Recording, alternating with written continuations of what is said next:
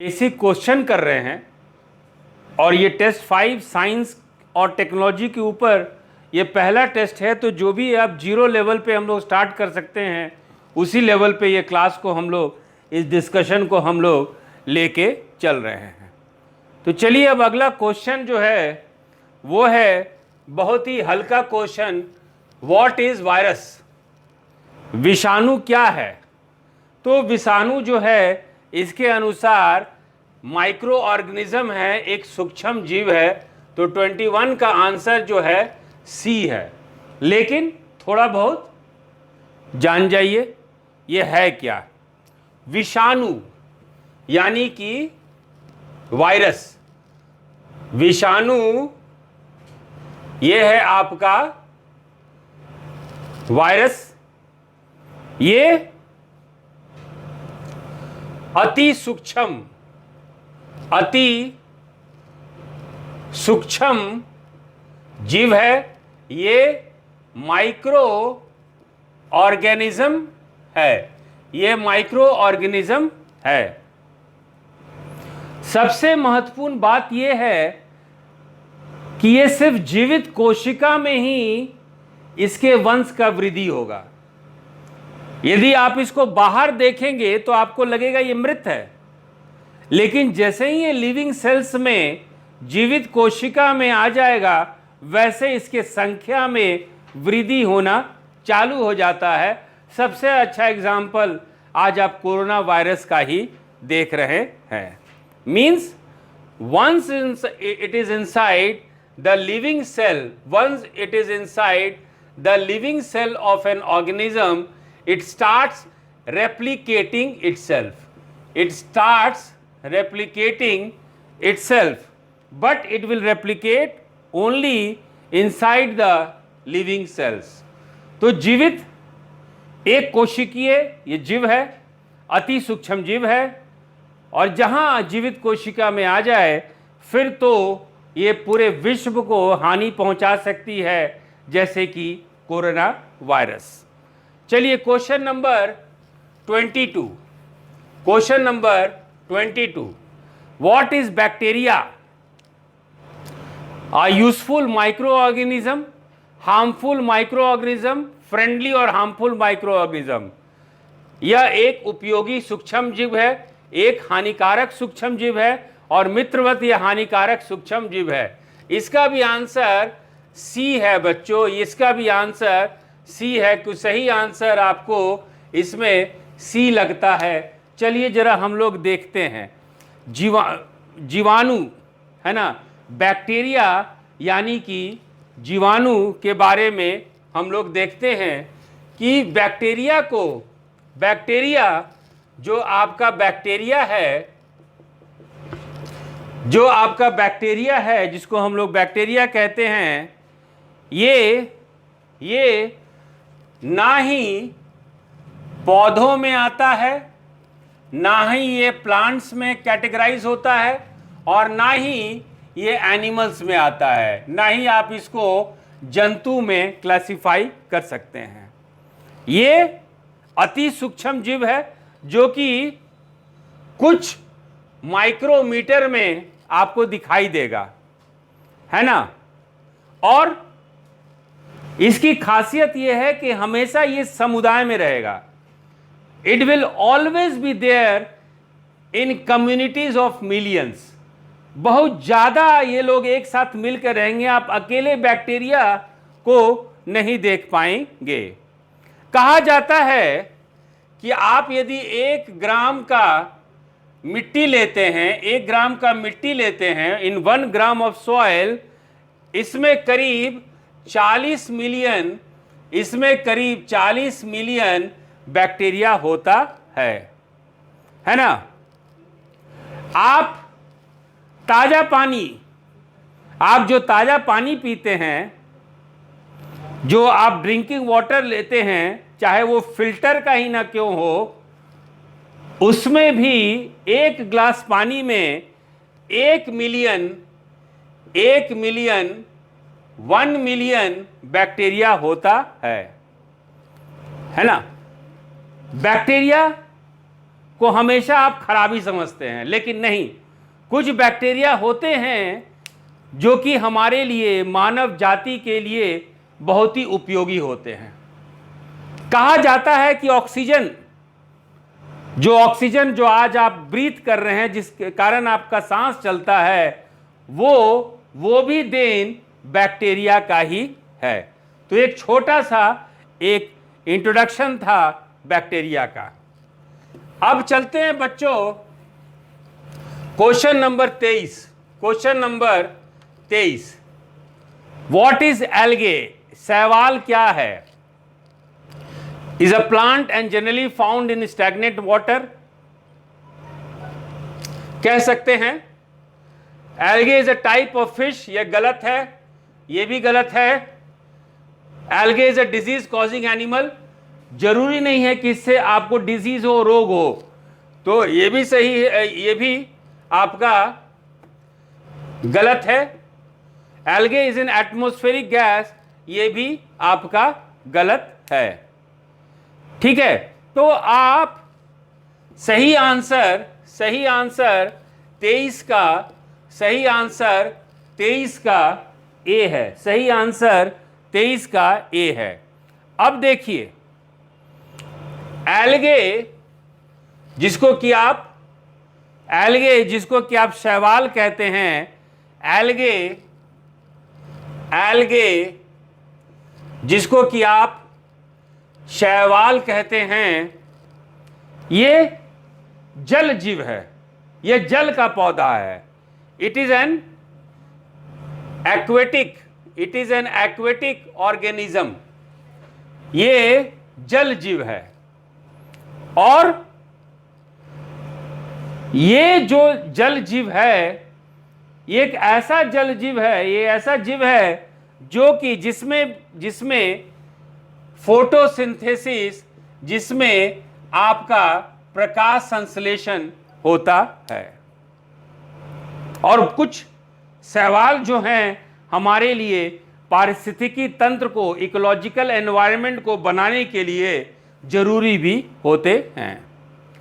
अब चलिए हम लोग देखते हैं बच्चों question number 24, what is fungi?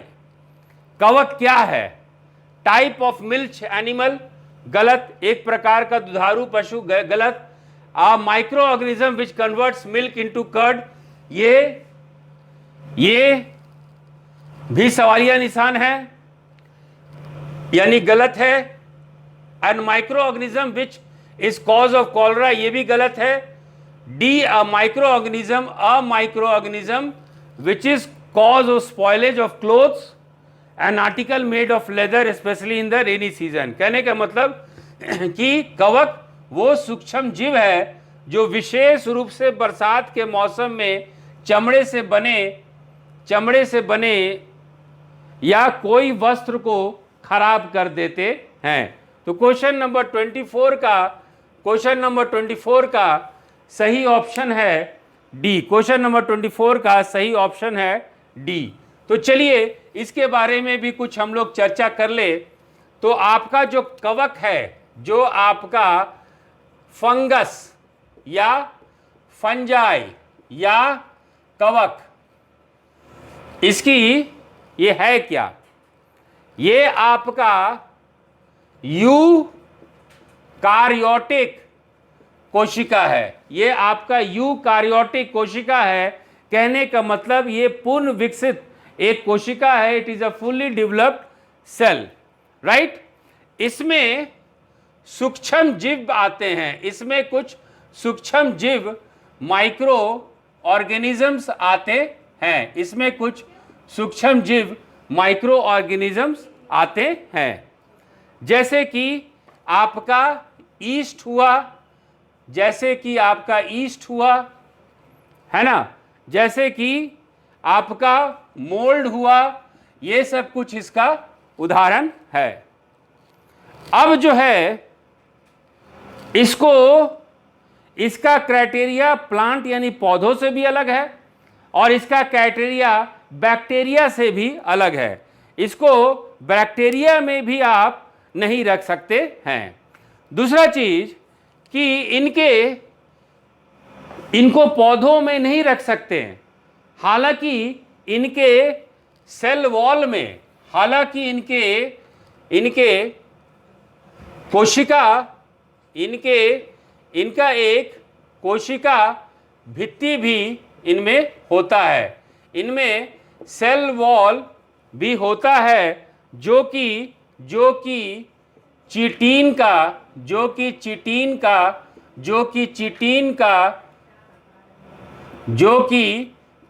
का बना हुआ होता है। तो आपके जो कवक हैं, जो आपके फंजाई हैं, इसमें सेल वॉल भी है, कोशिका भित्ति भी है, लेकिन तो भी आप इसको प्लांट के कैटेगरी में नहीं रखते हैं। आप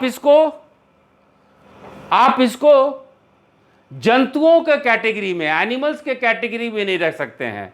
हालांकि कुछ जो कवक देखते हैं, ये खुद खाना नहीं बना के दूसरे पे आश्रित रहता है, दूसरे पे ये आश्रित रहता है।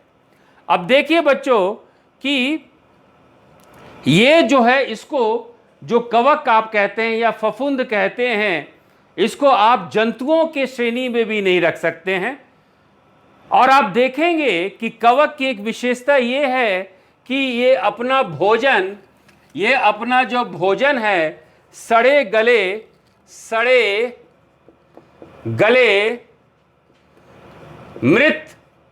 मृत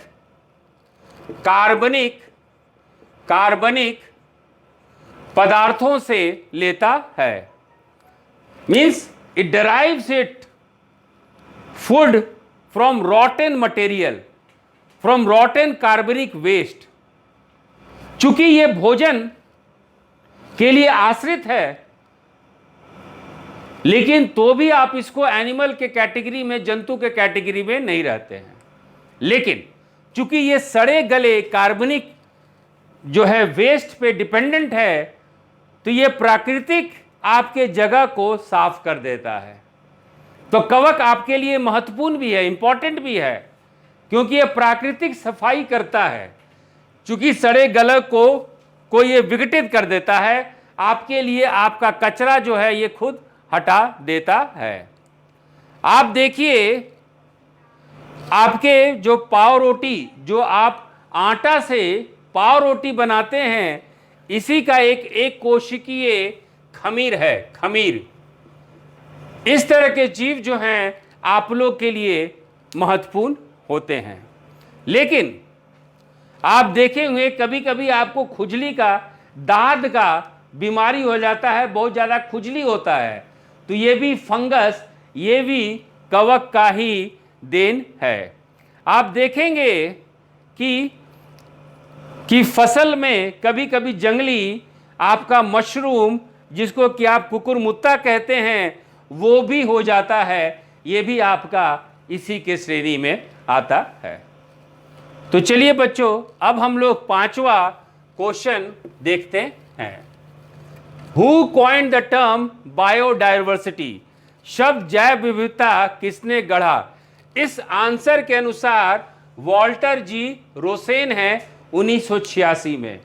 अब इस आंसर के अनुसार बच्चों, जो हमारा ऑप्शन के अनुसार सही आंसर है ए।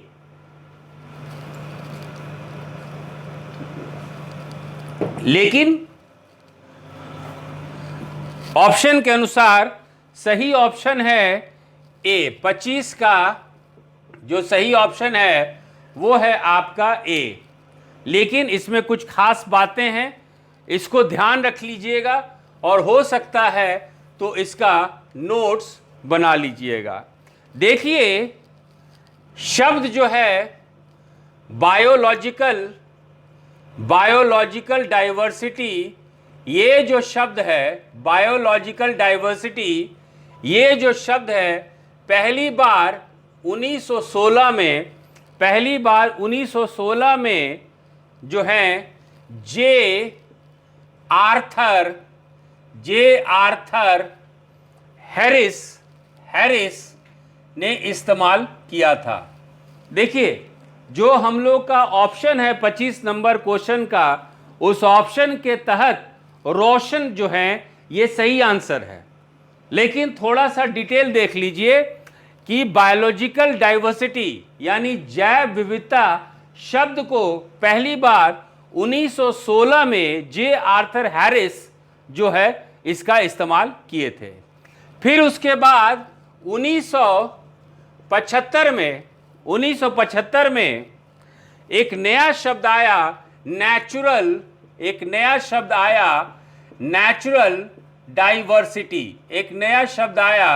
नेचुरल डाइवर्सिटी, प्राकृतिक विविधता। 1975 में एक नया शब्द गढ़ा गया नेचुरल डाइवर्सिटी यानी प्राकृतिक विविधता।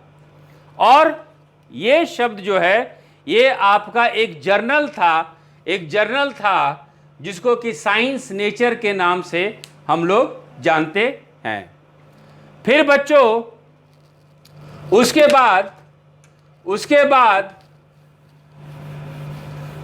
बाद जो है 1980 में जो है फिर से थॉमस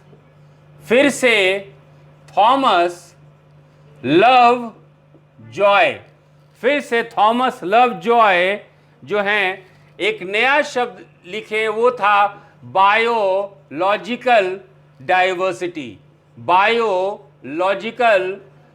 डाइवर्सिटी यानी जीव विज्ञान विविधता। तो 1980 में एक नया शब्द आया जिसका वो नाम था बायोलॉजिकल डाइवर्सिटी, और ये नाम देने वाले थॉमस लवजॉय थे। फिर 1985 में 1985 में एडवर्ड ओ विल्सन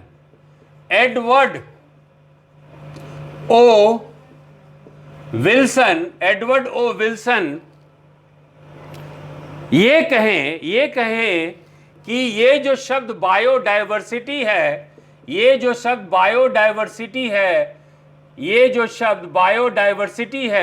ये WG रोसेन के द्वारा दिया गया। तो 1985 में एडवर्ड ओ विल्सन ये कहे कि बायोडाइवर्सिटी जो शब्द है ये WJ रोसेन के द्वारा ये दिया गया है। और तब से 1986 ऑनवर्ड्स 1986 के बाद से अब ये माना जाता है कि WG रोसेन ही बायोडाइवर्सिटी शब्द को सबसे पहली बार गढ़े थे। He was the first person to coin the term biodiversity. Any question बच्चों? ये आपका पूरा क्वेश्चन कंप्लीट हो गया। कोई क्वेश्चन हो तो पूछे बच्चों। Any questions please? कोई क्वेश्चन हो तो पूछे बच्चों। ओके, कल हम लोग का टेस्ट 6